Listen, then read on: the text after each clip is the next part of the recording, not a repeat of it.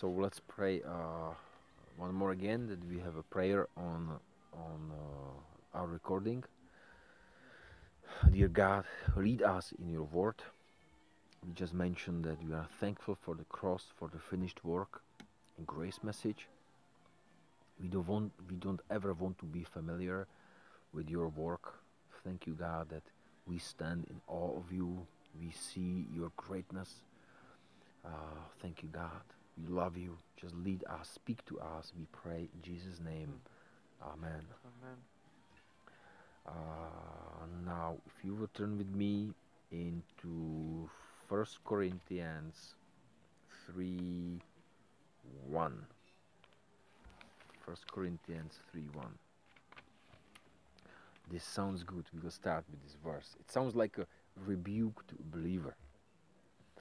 And I, brethren, could not speak unto you as unto spiritual, but as unto carnal, even as unto babes in Christ. I don't mean it personally on you. I don't speak to you as babes in Christ. But I just want to mention this principle. Here is Paul writing a letter to the Corinthian church. We know that he's dealing with like many things in this church. You know, if you read 1 Corinthians and you see what the church was going through, you wouldn't want to be part of the church, kind of. You know, sometimes people, they have excuses and they come to church and they say, well, you know, I don't like this in the church and I don't like that, and they didn't greet me at the door, and you know, and so on, and man, it's like when you see it, no church is perfect. Yeah. And of course, like we want to represent the Jesus Christ like the best possible way we can, of course. But hey, you know, like things happen. And Paul is like approaching this church with this, like, he starts with these like redemptive words, you know. He actually thanks for the grace. In verse 4, 1 Corinthians 1:4, he says, I thank my God always on your behalf, which means I thank God for you, for the grace of God, which is given you by Jesus Christ. Maybe he cannot thank the church for what they are. Maybe he cannot thank the church for their performance and behavior. But at least he thanks for the grace of God. This is very practical, you know, like how do we see things? Do we look at the things with the natural eye and we see how people, or we, or our spouse, or our spouse to be, how they behave in the natural? Or do we thank God for the grace which was given? You know, like to have the spirit of appreciation and thankfulness. We never forget this, hopefully. And as long as, you know, I believe personally, as long as the scripture is the authority in our life, we will stay humble. Because there's the authority above us. And we are under. So I believe we will stay humble. You know, problem is when we start to elevate ourselves above the Word of God, above the teachings and thoughts of the Word of God. I believe as we stay under the authority of the Scriptures, we will stay humble and thankful. That's my personal opinion. Because actually, that's faith, you know. Bible has the final word, is the final authority for our life. It's Psalm 119 is the light unto my path. We are submitted, and maybe it doesn't sound nice, but we can say it puts us into lower position. That's the humbleness, you know. The first original sin of the devil, Satan, Isaiah 14, he elevated himself. He lifted himself up in his emotions, and he wanted to lift himself up and to measure himself with the highest, above the clouds. Uh, he, uh, he didn't stay submitted to the word of God. We can read also in First Corinthians that the pride puffs up. Love doesn't puffs up. Love lays down your life. Pride, the knowledge puffs up. Knowledge without love. If somebody knows something but there is no love, it puffs up. You may come to somebody and you may say, hey, I know where you were last night. If you speak this way, you are already above that person. Hey, I know what you did. I know. I have all the ace in my hand. When you play the cards. I know. But love covers and redeems and lays down its life. We can see the principle when Noah got drunk and was laying naked. Two of his sons came backwards and covered him. Love covers. You may see somebody else's fault.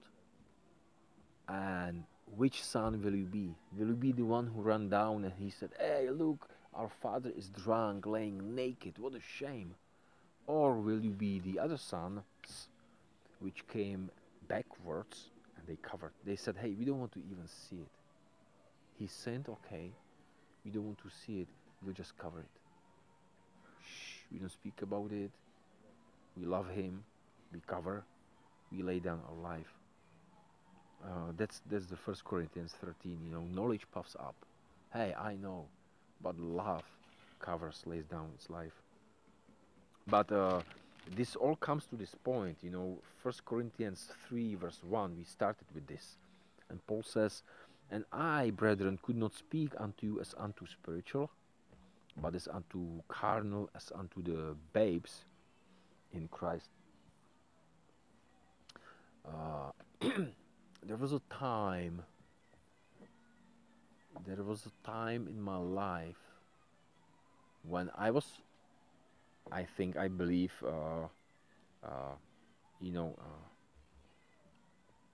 I was okay in the faith, dokimazo, I was tested. I don't speak like I had a hard time, but I mean there was a hard time in the church. Way back in those days, we had this like split in the church. Somebody took the church away from its original teaching. They started to teach new things, and I was going there to visit them and like really plead with them, and see the case, like what's the problem and everything. And it's not easy, especially when you love the people. When you love somebody and he lives the truth, it's like double painful. And especially when this person is part of your family, it's another pain. So there are like things which are like painful and not easy. And I just went and I just asked, Pastor Scheller, like for advice. And I said, hey, I'm going to this meeting, and like, what should I say? What should I do? How should I behave? And all these questions, sincere questions, good questions. But many times the answer is simple. And he said it. He said, just be spiritual. And like, you go and you say thank you, like really good advice. Thank you. That's what I needed. Like I didn't know it. I should be spiritual. Thank you. But then you realize, like you act in your kind of like carnality. No, like it's really good advice. Be spiritual. Be spirit filled. And I was thinking about it. That's the best answer. The answer is not, hey, when you come there, bow yourself, that you show that you honor them, that when you sit, cross your fingers behind your back because it's a magic which helps.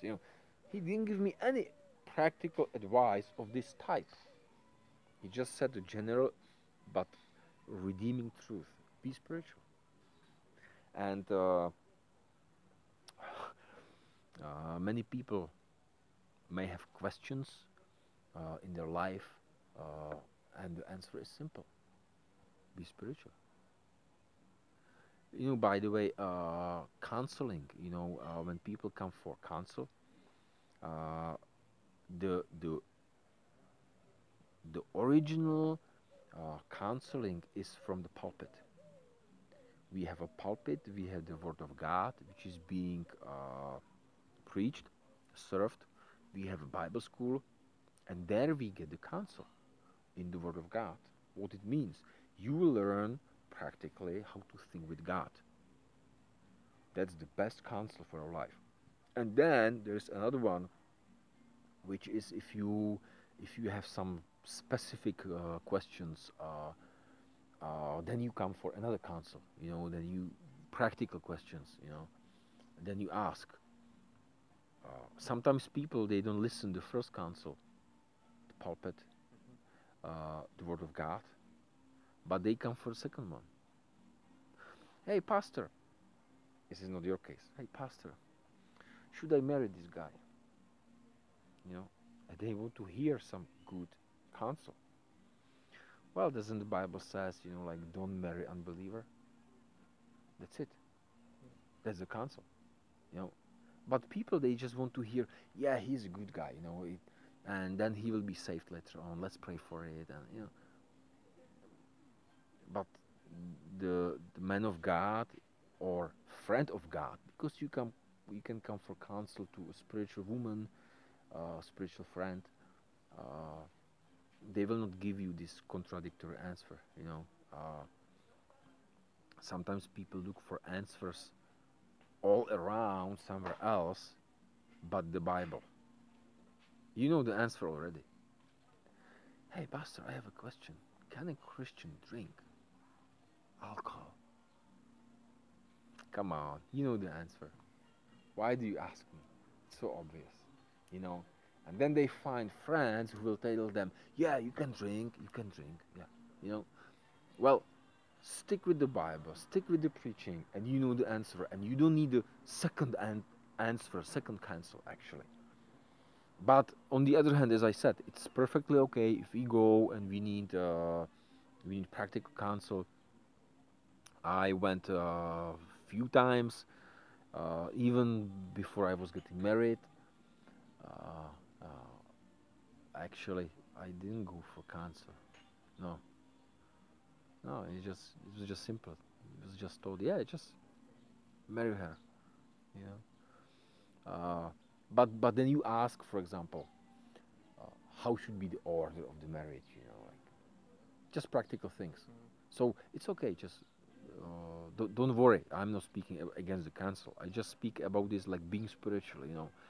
Where do we draw the spirituality from? If somebody tells you, be spiritual, that's the answer. Hey, pastor, I have this besetting sin. I go around the pub every night when I go from home, and I just end up in the pub. Can you give me answer? Help. Well, the help is be spiritual. It's funny, but that's the answer. Be spiritual, or be spirit-led, be spirit-filled, or be spirit-taught. Like when you study the Bible, let's make it practical. We mentioned the guy who goes to the pub. Bible says that it gives us wisdom. It makes simple wise. Well, then if you every night go around the pub and you end up in the pub, then the next day go another way where there is no pub. Just use the Google map and go through some streets where there is no pub, and you will not end up in the pub. Just like be wise, if there is this temptation, like, it's like so simple, you know. Uh, uh, yeah, it's like, for example, we teach 1 Corinthians 7, no touch love, you know, 7:1. Now concerning the things whereof you wrote unto me, you see they had a question on Paul. They were asking him. He says, it's good for a man not to touch a woman. It's good for a man not to touch a woman. Beautiful. Now let's be spiritual. Let's expose the scriptures and let's learn from it. We were going for a church trip. We were walking in the nature, and there was a lady. She tripped over and she was falling. So of course the first reaction was to help her. So I put my arms there to help her. But then I remembered this verse. It's good for a man not to touch a woman. So I put in my hands and she fell on stones and she broke her nose. Now I'm just joking, but that's the point. If we study this word for touch, means haptomai in Greek, and it means to touch with influence. With influence. Yeah, to bring influence, to influence somebody. You know, if we walk in the nature, and let's say there is a occasion when a woman needs a hand, she is falling, or there is a really straight path, why not to give her hand and just help her? It's okay. But it's a difference if I start to touch your legs and pet your legs. You know, I am doing this with the sense or with the idea to influence the woman. You know what I mean? It can be different if I, for example, hold your hand like a friend, or there are touch which has a certain meaning. And he says, you know, like, man, be careful about this, because you may start to be touching the woman, and you don't know what the influence you have on her. And Pastor Boyce used to teach. He used this phrase that the juices starts to move. You know, we are a body, have emotions, we have chemicals, and you start up some process. You know, and then you are like putting yourself and the other into risk. Advice is not to stay with the woman alone. We teach. Does it the Bible says? No, but we believe that we do not give a place to the devil. You know, for example, if I drive a car and I should drive some woman somewhere, well, I rather say, hey, Attila, come with me and let's give a ride to this girl. You know, then I come home and my wife says, how was your day? And I said, hey, I took Attila and we took this girl home. She has a clean conscience, she has no fear, although she trusts me, but I don't want to, like, you know, provoke her or bring some accusations from the devil or some thoughts. And I don't say you cannot give a ride to anybody. You know, it's between you and God. I don't say you cannot be in a car with anybody. I don't say you cannot be in a home with anybody. It's always between you and God, and you know yourself. But there are some things which are like wise, you know. And this, for example, I went really far in this teaching. This is really mainly big recommendation for the pastors. You know, the pastor is like leading the church. He should be the example of like moral behavior. So it's better to cut all these accusations before they happen. You know, if he doesn't stay with any woman behind a closed door, it's clear. Nobody will say anything ever. You know, that's why when we do, for example, counseling, it's whatever. I didn't want to go here, but just I say like how to be spiritual. You know, how to be spirit led. Just to think with God. You know.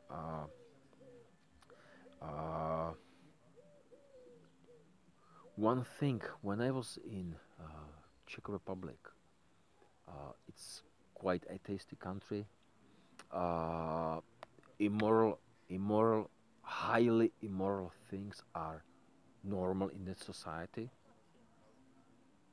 Yeah, but still, kind of people here they have a little bit uh, fear of God or maybe like some sense of God, in their conscience. But over there, like nobody really believes in God, kind of.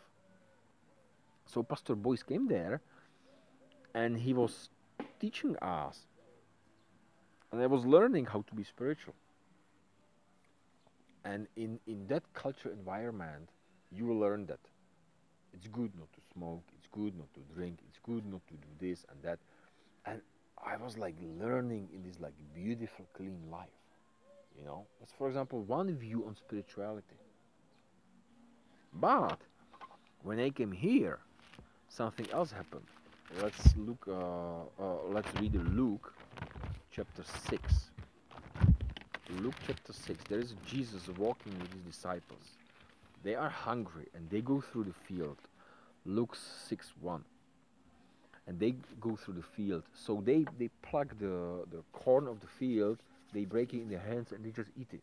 Like when you go around the cherry tree, you you take little cherries and just eat it. Like it's normal. Yeah. But let's read it. And it came to pass on the second Sabbath. It was a Sabbath day. And the Pharisees, they started to accuse them that they are working on the Sabbath because they were plucking the corn. You see how there is a difference between religion and spirituality? Religion is like total nonsense. But to be spiritual is to be led by God. They are led by Jesus, and they do what Jesus does, and they are being accused. Can you believe it? Jesus says, sit here, let's have a fish. And some people will start to accuse you. And you just do what Jesus says. And that's the point. When I came here, I kind of like started to understand that spirituality is not always to, and in these words, in this picture language, to becoming more and more clean. Stop smoking, stop drinking, stop, I don't know, whatever. But I started to learn here in Serbia that it's to be maybe dirty for other people. Because in this religious environment, I realized that by my spiritual life and by my spiritual teachings, I'm unclean for them. I'm dirty for them. Because I don't keep the Sabbath. And I don't keep the Mosaic law. And I'm not part of the only church. And they eat fish on Friday, but I eat pork. And they are shocked by my behavior. But Book of Galatians speaks about it a lot. Book of Galatians speaks about the law and the freedom. There's like many big pictures and comparisons. How the Judaizers, or people who wanted to bring the Mosaic law on believer, wanted to take their freedom. So when you read it, Galatians 5:1 says, "Stand therefore fast in the liberty wherewith Christ has made us free, and be not entangled again with the yoke of bondage." He says, Christ gave you liberty and freedom in the Spirit, in the boundaries of the Bible and this teaching. But don't be slave with the yoke of bondage. And he's speaking here about circumcision. Because in this case they were saying, if you are not circumcised, you are not believer. Let's bring it into this environment. If you are not sprinkled in the church, you are not believer. If you do not light the candles, you are not believer. If you don't keep slava, you are not believer. Well, don't bring this bondage. By the way, all of these things are not even in the Bible. Yeah. These Judaizers, they at least use the Mosaic law. you know. But that's the point. We learn that to be spiritual means to be spiritual, which sometimes for somebody means to be super clean. Like in Czech Republic, I met my friends and they said, "You've changed so much. You are so different. You are so pure comparing to us." But I come here and I'm so dirty comparing to them. You see the point? So it's really interesting. You know, like the answer for our life is to be spiritual. The answer is to be mature in Christ, not to be babes, like the Corinthians church. That's the verse we started, 1 Corinthians 3:1. 1 Corinthians 14, and we just speak a little bit more about this still, about spirituality. We are writing to each other's paper. No, he was writing and I was actually. Yeah. 1 Corinthians 14, verse 37, it says, if any man thinks himself to be a prophet or spiritual, let him acknowledge that the things that I write unto you are the commandments of the Lord. This is one of the great definitions of spirituality, how to be spiritual. 1 Corinthians 14:37. It says, if any man thinks himself to be spiritual, this thinking is the word dokeo. It means if he seems he is spiritual, if he considers himself to be spiritual, if he thinks this way about himself. And Paul says, if you guys think you are spiritual, then, he says, acknowledge that what I write unto you is from the Lord. This is an amazing sign of spirituality. If you think you are spiritual, you recognize that the Bible is from the Lord. That's how we started, the authority of the scriptures. And that's what he says. Epignosis, it means to acknowledge, or gnosis is a knowledge. Epignosis is, we could say, like personal knowledge, you know, personified or put into practice. So he says, like, if you think you are spiritual, and I will really simplify this verse. If you think you are spiritual, acknowledge or recognize this is from God, and it's epignosis, like, and have it practically in your life, like obey it. If you think you are spiritual, live by the book. That's what he says.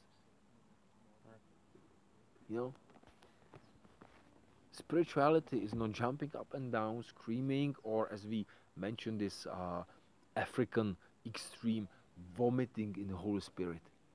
That's not spirituality. We said it may be demonic or natural. It may be psychikos, soulish, or demonic. But he says, if you are spiritual, just live by the book. That's why we study and learn the book. This is so great. So the answer is, Pastor, what should I do? I'm going to this difficult meeting. How should I behave? What's your advice? Be spiritual. Live by the book. That's amazing. You know, because the Bible gives us not the knowledge only, but we get the filling of the Holy Spirit, and we get the character of the Holy Spirit. We mentioned, for example, 1 Corinthians 13, that the knowledge puffs up. If you know things, you may become proud, but the love, you know, makes a difference. So it's not just about knowing the scriptures, but really acknowledging that there's the authority and have it in our life. You know, it's amazing what we get with this. So my advice to you for all your future questions is be spiritual. So simple. You know, when I come home and I will have a moment, and then I stop and I'll tell to myself, I'll say, be spiritual, Pastor Tomas. Then I will look on myself and I'll say, thank you for advice. Then I'll look back and I'll say, yeah, no problem, anytime. And I will receive that help. Let's be spiritual. And he says it. If any man of you think he is spiritual, just acknowledge that these words are from the Lord. This is the authority and leading. Now, Luke 4. We have a story of Jesus, and he's being led by the Spirit. Luke 4. Let me see. Where is it? Luke chapter 4. Yes. Jesus was filled with the Holy Spirit. It's interesting that Jesus was filled with the Spirit, right? For one, yes. He returned from Jordan and he was led by the Spirit into the wilderness. And there he was 40 days tempted of the devil. It's interesting. The Holy Spirit led him to wilderness where he was tempted by the devil. One would thought like, how can it be, you know? Well, I'm in this difficult situation, you know. Maybe I heard the Holy Spirit in the wrong way. No. Sometimes there is a reason and purpose. You know. God can lead us to different situations. And I'm just pointing this out, that to be led by the Spirit or to be spiritual doesn't always means in the eyes of others good thing. Because obviously, naturally, this is a bad thing. He was led to the wilderness, hungry, thirsty, and tempted, and alone, and like, you know, there was a special purpose with this temptation. You know, it was to test Jesus, because he is the Lamb of God, which was later on tested by the Pharisees during the Passover. So we understand this special occasion. But I'm just pointing this out because of this. What does it mean to be spiritual? What does it mean to be Spirit-led? There is no one definite answer. And you know what? That's the beauty of it. Because every one of us has a personal walk with God. Personal. This is what we teach. We teach personal relationship with Jesus. Cults and sects, they will teach you certain system of teaching, but not to live in Christ. It's again Galatians. I didn't have it ready, but it comes back to my mind. He says like, foolish Galatians, you know, who has bewitched you so soon? You came from Jesus into the system. 3:1. So let me see. Yeah. O foolish Galatians, who has bewitched you that you should not obey the truth? Before whose eyes was Jesus crucified? You know, who has like led you astray? He's telling them, and he tells them that they were Galatians 1:2. That's what I meant also. I marvel that you are so soon removed from him that called you into grace of Christ unto another gospel. Galatians 1:6. I marvel that you are so soon removed from him, person of Jesus Christ, unto another gospel, system. They went from person into system. It's in this verse. You are so soon removed from him unto another gospel. there is this comparison: him and another gospel, person of Jesus Christ, or some system of teaching. You know, uh, we were always taught and led by our pastors and teachers to be led to the relationship with Jesus Christ, to grow in our relationship with Jesus Christ. It's called personal walk, personal growth. We are never hanging on a system. We are led into the scriptures and to the person of Jesus Christ. What is spiritual? God will lead you. God will lead you. Maybe into wilderness. Maybe He will lead you into wedding, where Jesus turned the water into wine. God will lead you. No definite answer.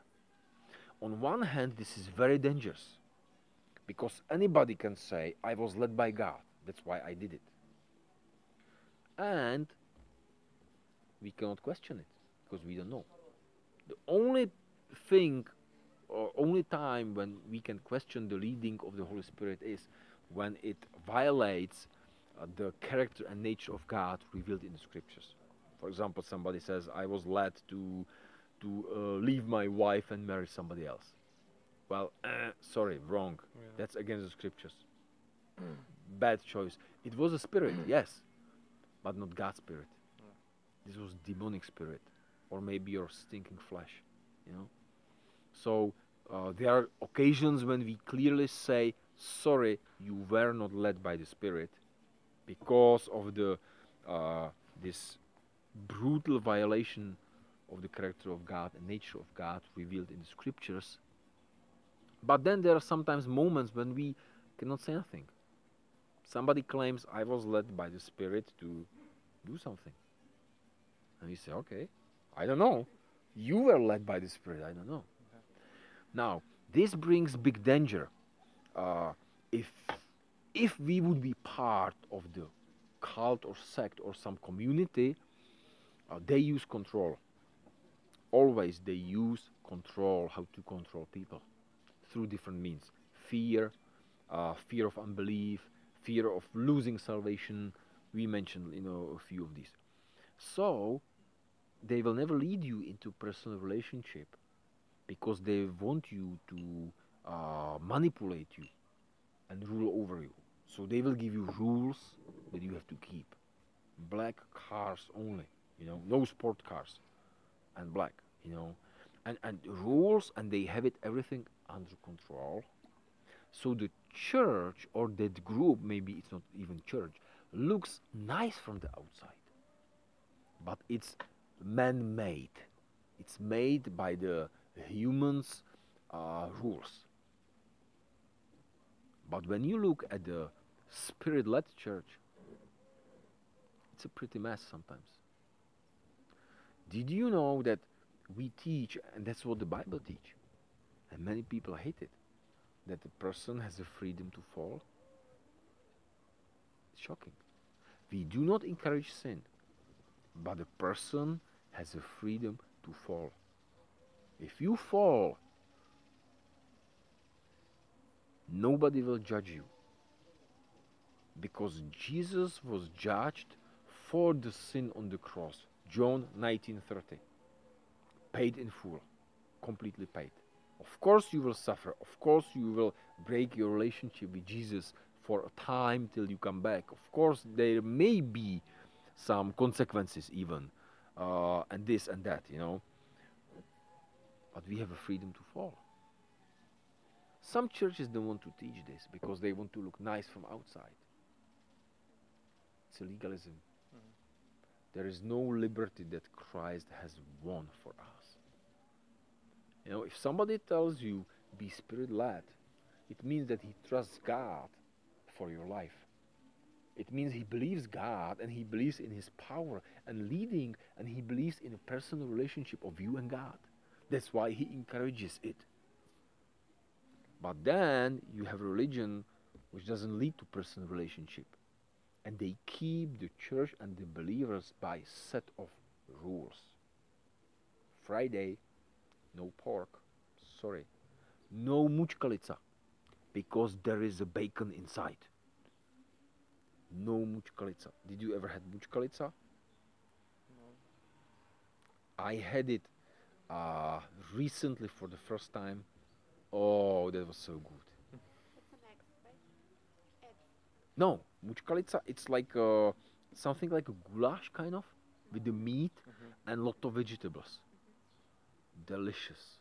And I ate muchkalica with the pork, and it was Friday. I didn't eat any fish that day. It was Friday, and I had the pork muchkalica. Yeah. You know, I don't do it like to be a stumbling block to anybody, but we have a freedom, really. We don't live by the dead rules which do nothing. Ephesians. Now I'm getting into what I want to speak about, and the time is passed by so fast. Ephesians 5:18. It says here, "Be not drunk with wine." I don't want to stress this out. I want to focus on the other part. But be filled with the Spirit. Be filled with the Spirit. It's actually nice. It says he gives this comparison: drunkenness and filling of the Spirit. So if you are filled with the Spirit, you will not drink. You see it? This is so obvious. You know, it's like a weight or balance. You have one or the other. So he says, be filled with the Spirit. Pastor, I don't know what to do. Yeah, be filled with the Spirit. I have a problem with alcohol. Be filled with the Spirit. Be spiritual. Don't be a carnal, psychico-soulish babe. Be a man, be a woman of God. And you are. Because those who consider themselves spiritual acknowledge that this is from the Lord. By the way, in that context, in Corinthians, he tells them this because they were not acknowledging his authority, the Paul's authority. So he's kind of like giving them the point. But I'm using this because there is this principle. We know that we are led by this. We are led by the scriptures. So what it means to be filled with the Spirit, verse 19, and now we have this whole passage. Speaking to yourself in psalms and hymns, spiritual songs. What it means? Be filled with the Spirit, speaking to yourself in psalms. That's the Bible. Like read the Bible, study the Bible, memorize the Bible. Know the Bible. Like remind yourself who you are in Christ. I remember like many great pastors in our ministry. They spoke how they like memorized verses in the Bible. Somebody has the gift, somebody doesn't. Somebody learns it easily, somebody has to do it the hard way. Pastor Stevens used to teach simple principle how to remember the Bible without like memorizing it like in school. He said just keep these rules. Know basically roughly the content of the book. Know to whom it was written. Know the main thought of the Bible. Of that book in the Bible. Know the topic. What is it dealing with? And by this, you will already know where to look for it and where to find it. It's like when we speak about creation, bang, we jump into Genesis, and we know it was in the beginning, so it was one, and when you hear things about like about the trumpets, and earthquakes, well, it's gonna be probably the book of Revelation, and you see, and you already know where to find yourself in the book, and with this system, you can go further, and you really know, and then you know precisely. Then hey, Galatians deals, we did it today, deals with the law and Judaizers and the circumcision. You look in, you know that the 5:1 is the liberty in Christ, and then you go from that left or right. So Actually, you don't have to memorize it, which we do because we want to learn, but just keeping these basic principles, you know the Bible. It's amazing. So it says here, like, remind yourself the Bible. Remind yourself the Bible. You want your wife to be spiritual? Remind her the Bible. It's here. Do you want your husband to be spiritual? What will you do? Remind him the Bible. Remind him the Psalms, the hymns, the songs. Make a melody in your heart to the Lord. You read the verse in the morning and you know that God loves you and you're like, oh, you know, He loves us. Think about it. God so loved the world. So, there's this little word, so intensively, so greatly that He gave. And you jump on your husband in the morning and you squeeze him and he's like, what's going on? Well, she was just reading the Bible. She's so happy and built up and content. She knows she is loved, you know. Even though you didn't have a time to tell her yet that morning that you love her, she knows already because she had a fellowship with the Bible. Do you want your marriage be spiritual? I'm speaking to myself, you know. Of course. The Bible has to be there. The Word of God. Let's keep the Bible there. And not in a religious sense. Hey, we have to do it before we go sleep. We traveled, it's 3 o'clock in the morning, but we have to read some passages, honey. You know, no, not this way, you know. Sometimes, like, maybe you don't have a time, but just a thought, you know. Remind yourself, speaking to yourself. The Psalms, you know. It's so beautiful. Verse 20, giving thanks always for the things unto God. We spoke about this. We are appreciative. We give thanks. And I believe we will be giving thanks as long as we keep the authority of the Bible in our life in the first place. If we are submitted to the Word of God. And we see this in the following verse 21, submitting yourself one to another. Well, basically first we submit to the Word of God, because anybody who thinks he's spiritual, let him acknowledge this is from the Lord, let him live by it. And then submitting yourself one to another. Verse 22, wives, where's my wife? I will read this to my wife. Submit yourself to your own husband. No, it's not in this sense, you know, as it being used by some legalistic preachers. Submission is there, but listen this. If you love your wife, do you think it will be difficult for her to submit? No. Yeah. It's amazing. And we will see this later on, just watch. Verse 23, husband is the head of the wife. Even as the Christ is the head of the church, and he's the savior of the church, of the body. It speaks here about the order of submission.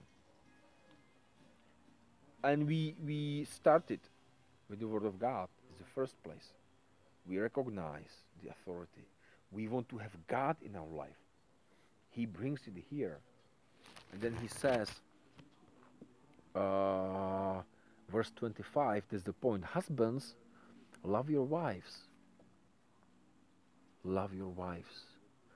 Do we know what Greek word is there in the verse 25? Agape. Agape. Which means, and we are Bible school students, we study the Bible, it means unconditional love. Maybe you've heard these people who say, I would love her, but she doesn't love me, you know. Well, The love is unconditional. There are no conditions that need to be fulfilled in order that you, husband, love your wife. It doesn't say if she loves you, you will love her back. No, it says love her as Christ loved the church. You know, like, did you know that Christ loved me when I was spitting into his face? And Christ loved me. The Bible says, husbands, love your wives. Christ gave himself for the church. It's amazing. Wives, if you want to have a good marriage, have a Bible man in your house. Not just a believer, but a Bible man. Man who acknowledges that this is from the Lord. Man who knows or who learns how to love his wife. We don't know anything as we ought to know, you know, what we learn. And then she will love you back. 1 Corinthians 4:19 says we love him because he first loved us.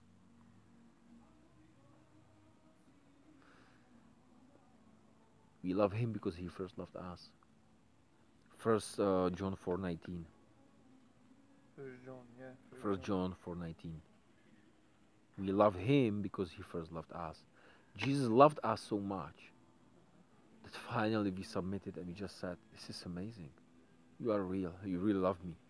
I've never seen such a kind of love in my life. Thank you. I love you. Loving wives. Hey, I'm preaching to us now. They have it easy. They know they enter the marriage. They will be loved by us. We will love them. We will lay our life down for them. And we will love them so much, then they will love us back. They are the responder. And we are the initiator. But look, we don't have the power to do it. But we have Christ. Be spiritual. You know, in the flesh, we cannot do it. And in the flesh, they cannot respond to our love. This is not a fleshly thing. This is spiritual thing. You know, to have a good marriage, good relationship, good church, good friends, we need to be spiritual. It's amazing. Yeah, I'll come tonight home and I'll tell to my wife, honey, I love you. And she'll be in shock and she'll say, what happened? You didn't tell me this like for 5 years. And we've been married 4 years. You told me this 1 year before the marriage. And then now, what happened? And I'll say, I just read my Bible. It's amazing how the Bible changes our lives. You know? Not by force, but by the Spirit. You see the beauty of it, the character, the power of it, the power of redemption, how redeeming the love of God is. And when we receive it, we can give it to others, and it redeems everything. It's so amazing. Verse 26, he loves her that he may sanctify and cleanse it with the washing water, with the washing of water by the word, speaking about Christ, washing the church by the word of God, and practically the husbands are washing the marriage by the word of God. Again, there has to be a word of God on the table.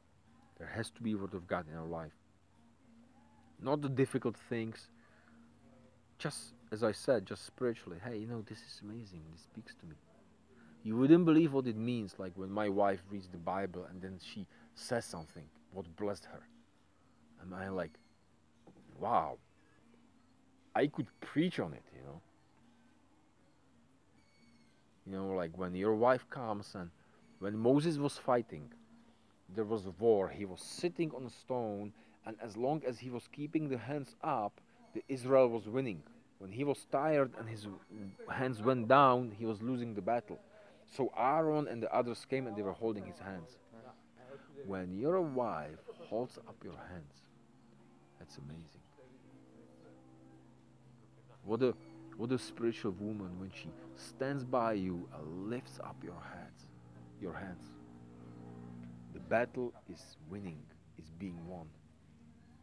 When your wife comes and says, "You are a good preacher," by the way, we should not be lying. But